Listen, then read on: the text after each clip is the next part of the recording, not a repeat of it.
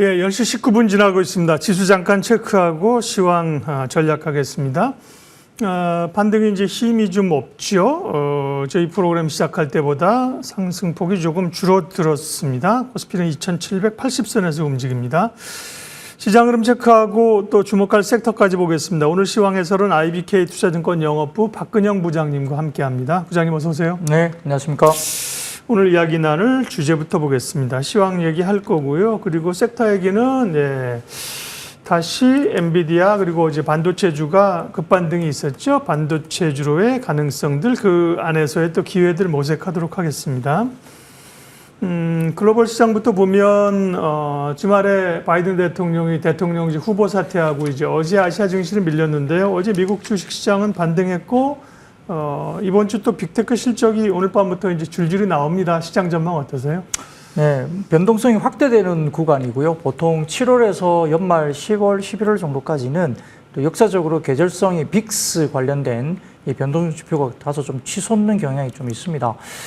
미국 대선은 아직 불확실성에 휩싸이고 있는데요. 해리스 부통령이 민주당의 후보가 될 가능성이 굉장히 높아지고 있고요. 확정은 아닙니다. 8월에 전당대회가 또 있기 때문에. 네. 다만 해리스 부통령이 민주당의 대통령 후보로 나올 수 있는 가능성이 83%까지 올라와 있고 또 해리스 부통령이 가능성이 높아지는 과정에서 지금 대선 모금이 민주당 쪽으로 엄청나게 또 들어오고 있다고 하거든요. 그러다 보니까 지금 배팅 사이트에서는 지금 트럼프 후보가 한 60% 정도의 수준 그리고 해리스 부통령 관련된 부분들이 한 40% 초반 정도까지 올라오면서 배팅 사이트에서는 아직은 갭이 좀 있지만 실질적으로 다른 부분에 대한 지지층 관련된 부분에서는 한 2%포인트 정도로 접전으로 좀 나타나고 있습니다. 그러다 보니까 공식적으로 8월에 전당대회를 통해서 해리스 부통령이 민주당의 대선 후보로 올라오게 되면 굉장히 지금 어떻게 판가름 나기가 좀 어려운 상황이고 배팅 사이트에서의 트럼프 우세가 나타나고 있는 반면 실질적으로 지지층에 대한 어떤 지지 라인에 대한 어떤 부분들은 한 2%포인트 정도밖에 차이가 안 나고 있는 겁니다. 그래서 다소 좀 안개가 계속적으로 쌓이는 분위기고, 최근에 트럼프 트레이드라고 해서 뭐 산업재 부분 관련된 부분들이 굉장히 지난주에 강했는데요. 다소 좀 주가들이 꽤 올라온 상태에서 해리스 부통령의 부상이 실질적으로 트럼프 트레이드가 또 약화되면서 최근에 좀 많이 빠졌던 IT 섹터에 수급이 약간 들어온다든지 일부 제약바이오의 섹터가 들어온다든지 그리고 오늘 같은 경우는 네이버 웹툰 관련된 이슈가 생기면서 웹툰 관련주가 올라온다든지 뭐 이런 분위기가 계속 접어들고 있는데 시장이 계속적으로 시속 게임처럼 왔다 갔다 하는 것 같아요. 어떤 테마가 어떤 식으로 정책 아젠다가 나오느냐에 따라 왔다 갔다 하는 흐름들이 굉장히 빠르게 순환매되고 있는 상황이니까 단기적으로는 좀 많이 빠졌다고 보지만 또 시장에서는 올라가면 좀 팔고자 하는 욕구가 상당히 많아지는 구간입니다. 그렇기 때문에 지금은 단기적인 대응이 좀 필요한 시점이 아닌가 싶습니다. 네. 시장 전략 말씀해 주셨고요. 섹터 얘기하겠습니다. 오늘 이제 반도체인데요. 반도체가 여전히 이제 관심인데 최근에 많이 떨어졌습니다. 그리고 이제 오늘 반등이 나오는데 오늘 반등도 좀 약해요. 보면 삼성전자나 한미반도체는 상승하다가 지금 이제 보합으로 내려왔고요. 삼성전자만 강세를 지키고 있습니다. 어제 또 모건 스탠리에서는 국내 이제 반도체 업종에 대해서 조금 부정적인 리포트도 내고 그랬는데요. 반도체에 대한 시각 그 가운데 오늘은 어떤 얘기를 해주실 겁니까?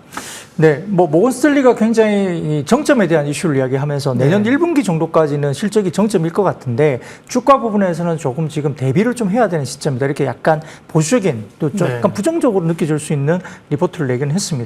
다만 오늘 뭐 트렌드 포스 쪽에 따르면은 굉장히 내년도에도 최대 실적이 구가할 가능성이 높다라고 또 트렌드 포스 쪽에서는 또 다른 이야기를 했거든요. 그렇기 때문에 뷰가 좀 다르긴 합니다만 아무튼 그럼에도 불구하고 반도체 소부장 등을 포함한 종목들이 꽤 많이 급락한 상태로 지금 나타나고 있어요. 그래서 최근에 아마 트럼프 트레이드 쪽으로 수급이 이동되면서 말씀드렸던 뭐 일부 제약바이오, 그다음에 비트코인 가상화폐, 그다음에 조선주, 그다음에 방산, 건설 기계 이쪽으로 넘어가다 보니까 기존의 섹터들, 그러니까 뭐 화장품도 마찬가지고 기존의 반도체와 화장품 꽤 많이 올랐던 섹터들을 좀 팔고 넘어가는 그런 수급적인 부분들이 있지 않을까 싶습니다. 다만 뭐 그렇다 하더라도 지금 이제 2분기 어닝 시즌으로 넘어가기 때문에 실적이 나오는 섹터들은 역시나 다시 한번 낙폭 과대일 때에는 좀 노려볼 만한 시점인데요.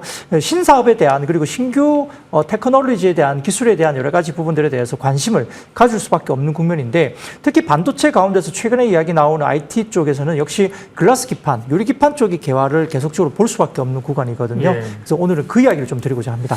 뭐 워낙 HBM이 상당한 그 기세몰이와 주가가 상승했었고요. 최근 이번 주에는 이제 CXL 얘기를 좀 했어요. 유리기판 쪽도 어떻게 되는가 저도 이제 궁금해서 여쭤봤는데 유리기판 얘기를 해주신다고 합니다. 네, 뭐 어떤 변화들이 있어요? 네, 뭐 유리기판이야 잘 아시다시피 뭐 굉장히 큰 크기의 패키지가 요구되는 상황이기 때문에 어플리케이션에 필요한 현재 패키지 관련된 아키텍처가 TSMC가 주도하고 있는 기술인 실리콘 인터포저 또는 인텔의 뭐 인베디드 멀티다이 인터커넥트 브릿지, 이게 좀 어려운 말인데 EMIB라는 기술입니다. 이 관련해서 적용된 실리콘 브릿지에서 크게 적용되어 왔죠. 의존이 많이 됐습니다.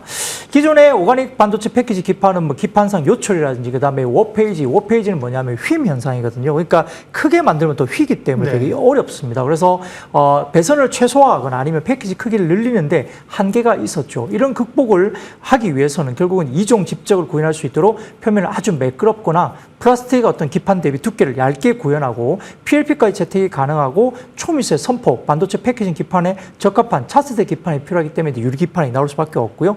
여기에 따라서 결국 시장에 대해서 이야기되는 부분들은 2023년도에는 약 9조 8,065억 정도의 규모에서 28년도까지는 11조, 12조까지 올라가는 그런 시장으로 보는 것 같습니다. 뭐 당연히 아시다시피 가장 높은 기술력을 갖고 있는 앞선 회사로서는 SK 앱솔릭스가 이야기되고 있고요. 그래서 SKC가 오른 거잖아요. 뭐 그렇죠. 저희가 그렇습니다. 비상장이어서. 맞습니다. 네, 그리고 삼성전기가 이제 26년 정도까지 양산이 될 것 같고 그 외에도 인텔의 글라스코어 기판 양산 목표 시점도 2030년 이전이기 때문에 인텔까지 뒤를 쫓아오는 부분이죠. 그리고 애플 또한 차세대 AP 모바일 프로세서에 기존 플라스틱 대신 유리기판 적용을 또 검토하고 있기 때문에 시장 개화가 일단 될 것으로 보는 부분들이 내년 정도면 시장 개화가 시작될 것으로 봅니다. 근데 이 시점에서 그러면 이 기술에 대해서 뭐가 중요하냐가 되게 중요하거든요. 이 부분에 대해서 지금 이야기 나오는 게 실리콘 포토닉스라는 기술입니다. 유리기판 얘기는 우리가 많이 듣고 있습니다. 지금 이제 기판 뜯어보면 다 플라스틱이잖아요. 그죠? 네네, 그렇죠. 초록색으로 도포되어 있는. 그게 이제 유리기판으로 가면서 조금 더 미세화하고 얇게 가고 기술할 수 있다는 건데 네네. 실리콘 포토닉스는 뭡니까?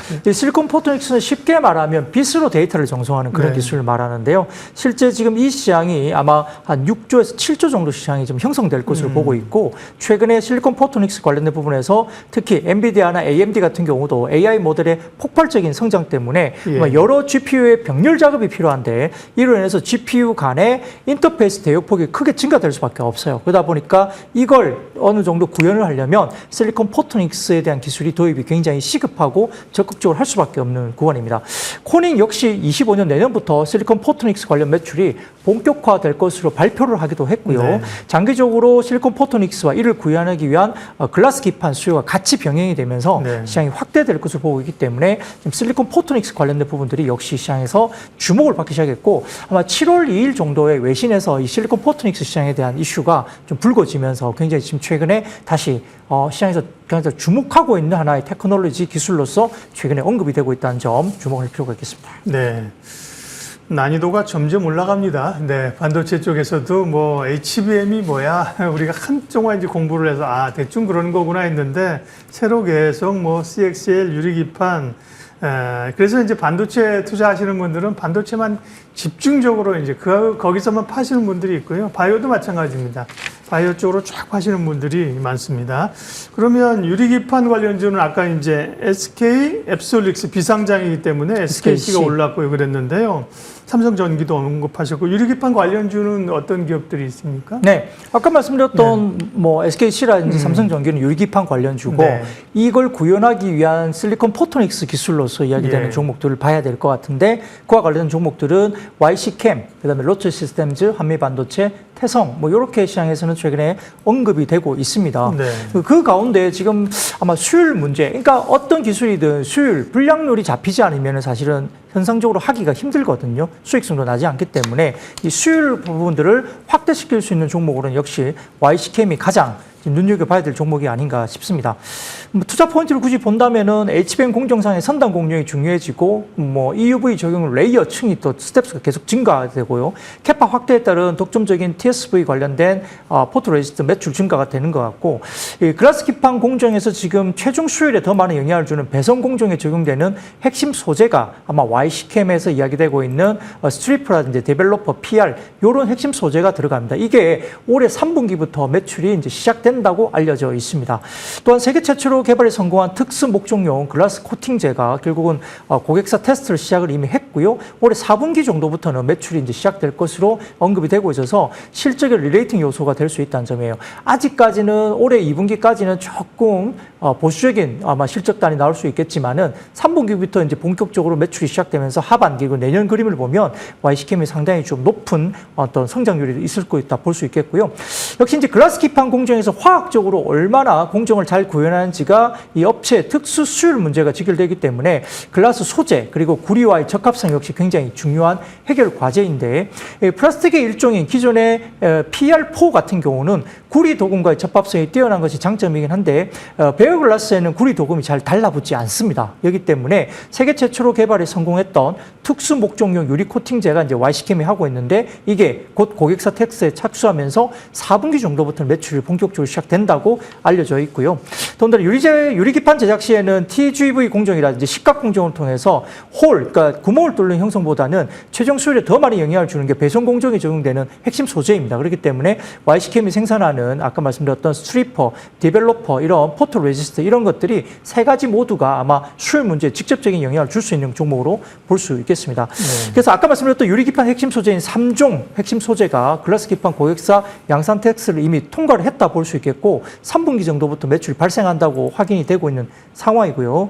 더군다나 지금 아까 그런 거 외에도 뭐 HBM용 같은 1C 디램 양산의 생각에는 여러 가지 글로벌 메모리 업체의 움직임에 따라서 아마 포토 레지스트 관련된 신너 현상에 대한 실적이 아마 내년부터도 이어지기 때문에 HBM 관련된 다른 소재도 지금 내년부터 새롭게 매출이 발생한다는 점, 그리고 특수 세정 장비, 웨이퍼 특수 세정 장비, 고선택비 인산 농도 분석 장비 이런 것 개발 진행도 있고요. 또 주 장비 내에도 올해 하반기부터는 고객상 매출이 이행되면서 텅스텐 관련된 슬러리 이 부분도 CMP 슬러리도 반도체 미세화에 따라 장기적인 성장이 또 된다는 점에서 YC캠에 대한 부분들이 아까 말씀드렸던 글라스 기판에 대한 그 실리콘 포토닉스 기술 외에도 다른 소재, 장비들도 올해 하반기 내년 정도부터 본격화되는 모멘텀을 충분히 가지고 있다는 점, 여전히 중장기적으로 충분히 볼 수 있는 종목으로 볼 수 있겠습니다. 네, 주가 변동성은 꽤 있는데 4월 초쯤에 차트 한번 보이세요? 4월 초에 한 13,000원, 14,000원 수준이었는데요. 주봉 잘 보여주셨는데 36,000원까지 급등했다가 지금은 오른 거에 거의 한 3분의 2 정도 밀렸는데 그때 오른 이유가 보니까 유리기판이었네요. 그죠? 유리기판 모멘텀으로 쫙 올랐다가 다시 좀 관심이 줄어드는 차인데 유리기판 쪽은 계속해서 봐야 된다. 유리기판 이야기 그리고 주목할 기업 YC캠 스터디 해봤습니다. IBK 투자증권 영업부 박근영 부장님 함께했습니다. 고맙습니다. 네, 감사합니다.